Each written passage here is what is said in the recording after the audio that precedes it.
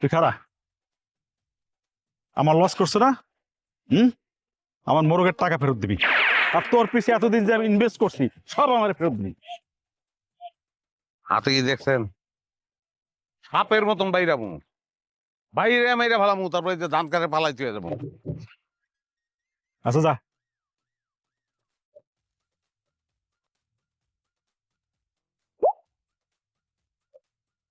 ওই সাহস থাকলে খা, এই খা সাহস থাকলে, এই আমার ইনভেস্টমেন্ট ফেরত দিয়ে যা, নইলে আমার মাইয়ের জামাই হবি।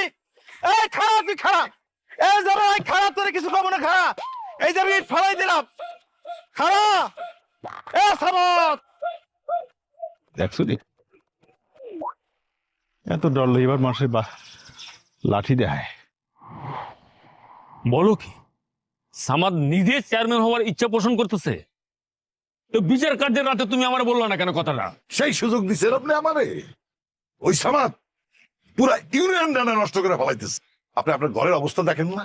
আপনার ছেলের বউ আপনার বিপক্ষে চলে যায়। সামাদরে কোনোভাবে এই ইউনিয়নে থাকতে দেওয়া যাবে না। আর যদি থাকতে দিতেই হয় তাহলে আমার শাল পুত্রীরে বিয়ে করায় ঘর জামাই রাখতে হবে। ও যে এই ধরনের ভাইরাল, সেই রকম জনপ্রিয়, ও যদি কোনোভাবে চেয়ারম্যান নিতে খাড়ায়, আপনি আমি দুইজনই শেষ। সত্য কথা বলছো, এই কথা তো আমি আগে ভাবি নাই। আমার সে ভাইরাল, আমার সে জনপ্রিয় কেউ যদি এই ইউনিয়নে থাকে তাহলে তো আমার জন্যই বিপদ। হ্যাঁ, অনেক বড় বিপদ।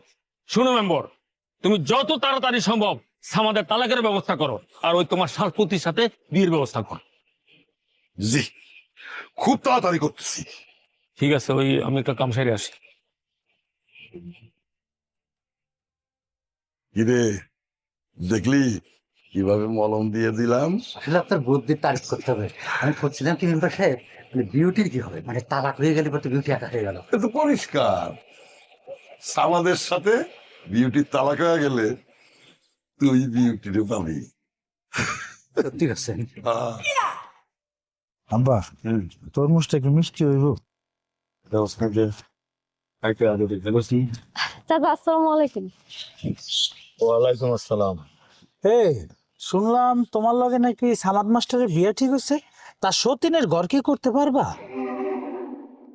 চাচা সামনে আছে, কেমনে কি কই তাও কইতেছি। 103কে 403 নিয়ে সংসার করতেও আমার কোনো সমস্যা নাই।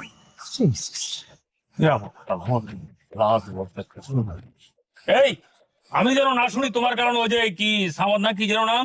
আব্বা, ফেসবুকে তার নাম হইছে হ্যান্ডসাম সামাদ, কেউ কেউ ডাকে সামাদ মাস্টার, আর এই যে আকলিমা সে আদর করে ডাকে গুরুজি। হয়েছে রামটা করছে এই নামে ডাকো। এই শোনো, আমি যেন না শুনি তোমার পরকীয়ার কারণে সামাদের ঘর ভাঙছে।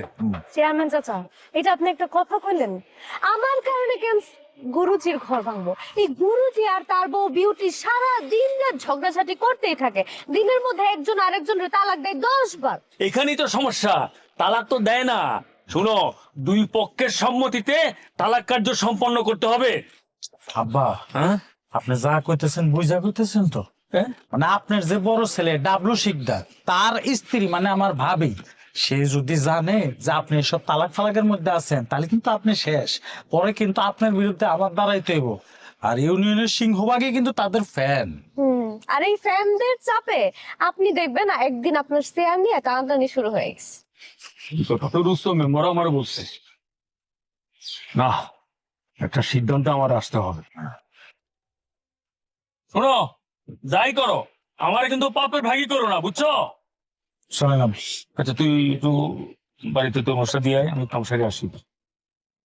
গুরুজি, Only for ladies! Only for ladies! Only for ladies! এই, Only for ladies! তুই এরকম চোরের মতো বাড়ির সামনে দিয়ে হাঁটতেছ কেন? হ্যাঁ, Only for ladies! আমি হাঁটতেছি কেন এটা প্রশ্ন না কইরা আমারে তুমি কও যে ডাকাইতের দল লয়ে কই যাইতাছ তো রাইতের বেলা? এই তুই ডাকাইতের দল কারে কইতাছ? হ্যাঁ, ওদি চেয়ারম্যানের পোলা, আর ওদি রিনা। সি সি সি সি লিনা, তুমি বিয়ার আগে চেয়ারম্যানের পোলার লগে, সি কি নির্লজ্জ মাইয়া। এই কি কি নির্লজ্জ কি আবার? হ্যাঁ কারণ নির্লজ্জ কইলা আকলিমা আমার মুখ খোলাও না কিন্তু তুমি যে সামাদ বাইরে বাড়িতে ডাইকা নিয়া বড় মোরগ দিয়া খাওয়াইলা লাইভ করলা জানি না মনে করছো ওইসব কাজ কি নির্লজ্জ না? হ্যাঁ তুমি বুঝে যাও না যে আমি কিন্তু চেয়ারম্যানের ছেলে, আমার ক্ষমতা সম্পর্কে তোমার কোনো ধারণা নাই যে আমি কি করতে পারি। শোন আকলিমা, তুই কিন্তু আগুন লইয়া খেলতাছ, হাত তো ধন পুরবো না, তখন মলম লাগানোরও মানুষ পাবি না। তাই এত রাত্রে তুমি এখানে ফাইসারি করতেছিলা, কার লিগে অপেক্ষা করতেছ? আমি ওনার জন্য অপেক্ষা করতেছিলাম। ওনারটা কে? আমার গুরুজি আসবে এর জন্য অপেক্ষা করতেছিলাম। আপনারা আপনাদের কাজে যান। যান, যান, যাচ্ছেন। চলো চল চল চল, আমারও বাসায় যেয়ে লাইট করতে বলো। আসো।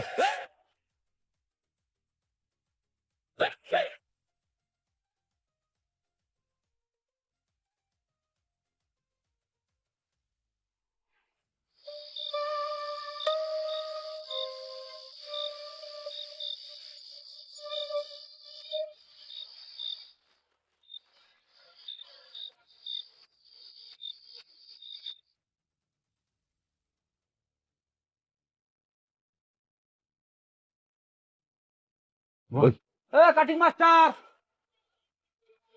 Cutting master. সামাদ আরে রাইতে কেডা? বাড়ায় দেখো কি না?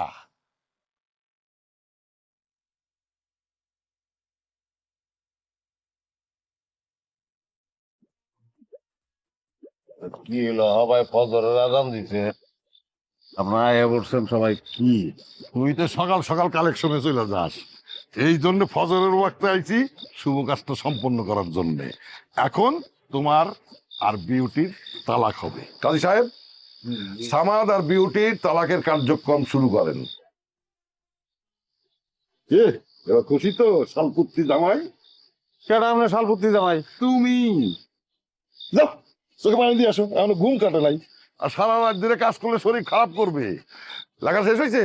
হ্যাঁ শেষ শেষ। আসো, তোমরা দুইজন তালাক নামায় সই করো। কি আর সই করবো? তালাক নামায়? না, আমি কোনো তালাক সই করবো না। আমি আমার বউরে তালাক দিব না তো। কি সব উল্টা পাল্টা কথা কইতেছেন আপনি? হ্যাঁ, আপনার যদি এত খরচ থাকে আপনি নিজে সই করেন। আমরা করবো মানে? আপনারা দুইজন সিদ্ধান্ত নিচ্ছেন একে অপরের তালাক দিবেন, কথা বেশি না করে তালাকের জামাই সই করেন, নাহলে কিন্তু ভেজাল হয়ে যাবে। এই থাপড়ায় কিন্তু দাঁত ফালাই দিব। আমার বউরে আমি তালাক দিব না। তুই উৎসাহ দাও না কেটা? আপনার দান কাজ সবাই মাফ করেন আমারে। আমি আমার বউরে তালাক দিব না, আরে তিলে তিলে মারবো আমি। তিলে তিলে মারবো আমি? আমাকে বড় পাইছস না? আমাকে ফেসবুকের গাইজ ভিউজ ফ্রেন্ডস পাইছস? শোন, গ্রামের মানুষ সহজ সরল ঠিকই, কিন্তু জায়গা মতো দুরন্দর এবং ক্রিটিক্যাল। আমি গত রাত্রেই টের পাইছি তোরা দুইজন দুইজনের তালাক দিবি না। তখন আমি বাড়িতে যাই রাত্রেবেলা চিন্তা করছি, আমি যেহেতু এলাকার মেম্বার, আমি যেহেতু অভিভাবক, তোদের ভালো মন্দ দেখার দায়িত্ব আমার, পরামর্শ দেওয়ার দায়িত্ব আমার। তোদের দুজনের সমস্যা কি এটা দেখার জন্য আমি রাত্রেবেলা তোকে বাড়িতে আইছি।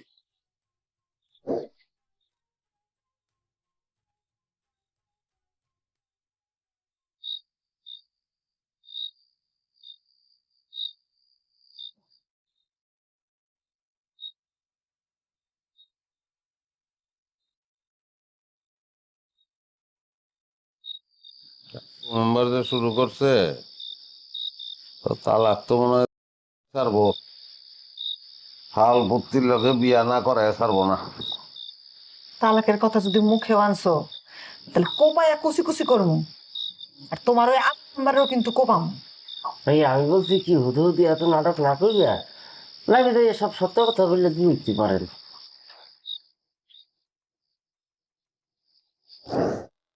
সত্যটা কি বলো? সত্যি কথা হইলো আমরা দুজন দুজনের লোকে কোনোদিন ঝগড়া করি নাই। ঝগড়া তো দূরের কথা, একজন আরেকজনের দিকে চোখ বড় করেও চাই নাই। ওরে সর্বনাশ, তাহলে পরে এত কিছু নাটক, এই সমস্ত কাহিনী কি? আসলে এগুলা সবই আমাগো প্ল্যান ছিল। কিসের প্ল্যান? কি জন্য প্ল্যান? বাস মনে হয় ঢাকায় চলে যেতে হইব, আবার গিয়া গার্মেন্টসে ঢুকতে হইব, উপায় নাই। গ্রামে থেকে কি করবো, এইখানে ভালো কামের অভিজ্ঞতার কোনো দাম নাই। এত সুন্দর করে ডিজাইন কইরা কাপড় চোপড় বানায় দিই, বাজারের চেয়ে কম রেট রাখি, আবার বাড়ির উপরে যারা আহে তাকে চাও খাওয়াই, তারপরেও কাস্টমার নাই। তোরা আমার একটা বুদ্ধি নিবি, তাইলে আর তোকে গ্রাম ছেড়ে শহরেও যাইতে হইব না, আর শহরে গিয়ে গার্মেন্টসের চাকরিও করা লাগবে না। খালি দেখবি তোকে বাড়ির উপরে কাস্টমার আর কাস্টমার। কেমনে কি? আরে তোকে একটা ফেসবুক পেজ আছে না, অনলি ফর লেডিস নামে, তো তোকে কাজের ভিডিওগুলো ওই পেজে ছাড়লেই তো পারো। পাচ্ছি, খালি কাটিং ফিটিং এর ভিডিও ছাড়লে হইব না, তুমি একটা পেজ খুলবা আর আমি একটা পেজ খুলবো, ওই পেজে আমরা খালি ঝগড়া করবো, বুঝছো? ঝগড়াঝাটি মানুষ বেশি দেখে, ওই ঝগড়াঝাটি ভাইরাল হয়ে যাব। ঝগড়াঝাটি ভাইরাল হওয়া মানে অনলি ফর লেডিস ভাইরাল হয়ে যাওয়া, বুঝছো? তুই ভিডিও করবি আর বাস তুমি থাকবা সাক্ষী, তুমিও ভাইরাল হয়ে যাবা, পরে তুমিও একটা পেজ খুলবা, পেজ খুললা ওই পেজে খালি আমগো গালাগালি করবা তুমি। কি কইতেছে এগুলা? পরে হিতে যদি বিপরীত হয় মানুষ তো আমাকে খারাপ মনে করব। আরে দূরও, তুমি বুঝতেছো না, মানুষ সব ঝগড়াঝাটি পছন্দ করে, মাগনা সিনেমা দেয় মানুষে, বুঝছো না? এটা দরকার আছে, ভাইরাল হইলে ডলার আইব, আর অনলি ফর লেডিস যখন হিট হয়ে যাব না এই ভাইরাল হইয়া, তখন খালি দেখবা মহিলা গো মানে ভিড় লেগে থাকবো আমগো হেনে। হ্যাঁ, টেকার টেকা, তুমি আমারে গালাগালি করে তুই কামারি করে ধুইয়া ফালাইবা, এটাই তোমার কাজ, আর কোনো কাজ নাই। সি কি কও, আমার পাপ হইব না? আরে এটা তো অনলাইনে করবা, অফলাইনে তো আমরা স্বামী স্ত্রী, আমাকে তো মিলের কোনো সমস্যা নাই, কিন্তু এই ঘটনা খালি আমরা 4 জন জানবো, আর কেউ জানবো না। রাজি হয়েছা? আচ্ছা, এমন জঘন্য প্ল্যান আমার মাইয়া করতে পারে, আমি তো চিন্তাও করতে পারি নাই। তোমাকে এই ঝগড়াঝাটির ভিডিও দেখে সমাজ কি শিখলো সেটা বলো। মেম্বার সাহেব কি কম, আমি তো সৎভাবেই আমার ব্যবসাটা করতে চাইছি, আর আমি দর্জি হিসাবে যে খারাপ না আপনারা সবাই জানেন, কিন্তু আমি তো কাস্টমার পাইতাম না, আর আমার তো ওই অবস্থা ছিল না যে বাজারে গিয়ে একটা দোকান নেবো। আমি ঘরের মধ্যেই এক প্রকার দোকান দিয়ে আমি আমার কাজ চালাইতেছিলাম, কিন্তু বাজারের কমিটির লোকেরাও তো হুমকি দিছে যে ব্যবসা করলে বাজারে এসে দোকান দিতে ঘরে বইয়া ব্যবসা চালাইতে পারবা না। আর আল্লাহর খেলা দেখেন, আর এই কমিটির বাড়ির লোকজনও কিন্তু আমার কাছ থেকে জামা কাপড় নেয়। মনে করেন না, এই প্রতিভা বলেন, ক্ষমতা বলেন, যাই বলেন, সব কিন্তু ওই ভিউ আর ভাইরালের কাছে মাথা নত করছে। আসলে একটু ভালো থাকার জন্য, টিকে থাকার জন্য আমরা কাজটা করতে বাধ্য হয়েছি। আর সমাজের কথা যে কইলেন শুনলেনই তো, তাগো আচরণই কিন্তু আমাকে এই কাজে যাইতে বাধ্য করে। সামাদ, বাঘ আর রাখালের গল্প শুনছো? বাঘ আইছে, যেদিন সত্যি সত্যি বাঘ আইছে সেদিন কিন্তু গ্রামবাসী আর আসে নাই। আপনার কথার ইঙ্গিতটা আমি বুঝছি, আসলে মিশা কথা কইতে আমার নিজের আর ভালো লাগতেছে না, আর ওর লগে ঝগড়া করতে করতে করতে করতে একটা অভ্যাস হয়ে গেছে, আমার লগে ঝগড়া না করলে ভাল লাগে না, কিন্তু এটা তো আমি চাই না। আমারও একই অবস্থা। মাফ চাই আপনার কাছে, এই মিশা কথার ব্যবসা আর চাই না, অন্যায় করছি, ভুল করছি, মাফ করে দেন। আমারেও আপনারা সবাই মাফ করে দিয়েন, তুমিও মাফ করে দিও। ঝগড়ার সময় কত উল্টাপাল্টা কথা কইছি। মাফ তুমি আমারে করে দিও, আমিও তো উল্টা পাল্টা কথা হয়েছি। পল্টু, পল্টু কই রে? দাদা 5 লাখ লই অলরেডি আমি লাইবে। এইগুলো আমার পুত দি বলেন ওইখান থেকে পড়লে বাজারে তো যাইবো। সমস্যা না, তার আগে সারা মিলাইতে ভেটকি দেন। দেখ অবস্থা। আমার তো সুপার আগেই সন্দেহ হয়েছিল, উনি নিজে দায়িত্ব নিছিল সামাদ মাস্টারের সাথে আমার বিয়া দিব। কোন স্বার্থ তো এই জায়গায় অবশ্যই আছে, উনি আসলে সামাদ মাস্টারের ব্যবহার করে চেয়ারম্যান হইতে চাইছিল।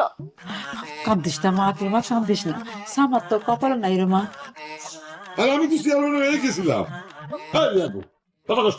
না এটা তো অবশ্যই কাছাকাছি তো আপনি চলে গেলেন, আমি কি করবো কপালে। সামাদ আর সামাদের বউ প্রত্যেকদিন ঝগড়া করে, প্রত্যেকদিন একজন আরেকজনের চালাক দেয়, এটা পুরাটাই নাটক। আমি রুস্তম মেম্বরে টের পেলাম না, আর তোমরা তো শুনে পুটি। কি জামাই আদরটা নিয়ে করলাম? আমি ওরা রান্না করে খাওয়াইতে গিয়ে তো হাতটাই পুরা ফেলাইছি। আল্লাহ ওরা কোনোদিন সুখী করবো না, কোনোদিন না। এই ধরনের মানুষ জীবন আর সুখ হওয়ার পারবি না। আমি সারা জীবন অভিশাপ দেবো। শুধু লাল পরি রে, তালাকটা দোয়া মাত্র, সব স্বপ্ন মাটি। গাছে কাঁঠাল গোফে তেল। আমার নামও আকলিমা। আমি এই সামাদ মাস্টার এত সহজে ফেলে দিব না।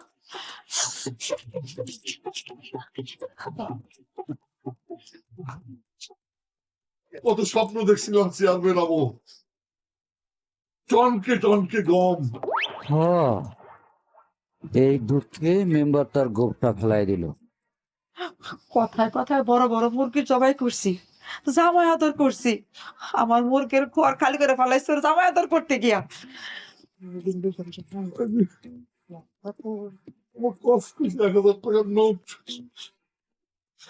তালাকটা বলি আমি না, আমার কান্দানোর কি দরকার ছিল বলেছি?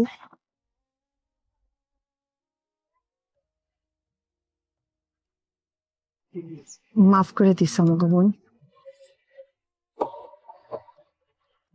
মাফ করে দেওয়াটা কি এতই সহজ?